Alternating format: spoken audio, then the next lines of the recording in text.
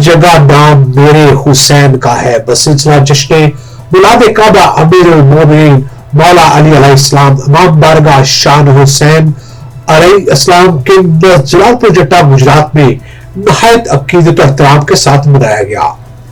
मज़ीद तफसीलात जानेंगे हमारे नुमाइंदे आफ्ताब अहमद राठौर से।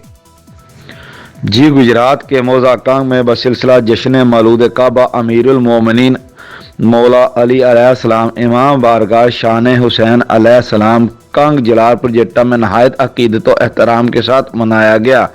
जश्न अली अलैहिस्सलाम में मुल्क के नामवर उलमा इकराम और ज़ाकिरीन अहले बैत ने शिरकत की, जिनमें कामरान अब्बास बीए, अली इमरान, मुजाहिद अब्बास, अलामा हामिद रज़ा, मुश्ताक हुसैन, अलामा नासरुल हुसैनी, आसफ रज़ा, मलक शफकत रज़ा, आगा हमाद हैदरी, सैयद फरहान अली वारस ने मौला अली अलैहिस्सलाम के फ़ज़ाइल बयान किए। जश्न में मोमिनीन की कसीर तादाद ने शिरकत की। जश्न के अख्ताम पर 110 पाउंड का केक भी काटा गया और लंगर खजाने भी तकसीम किया गया। आफ्ताब राठौर, कॉरस्पॉन्डेंट, गुजरात।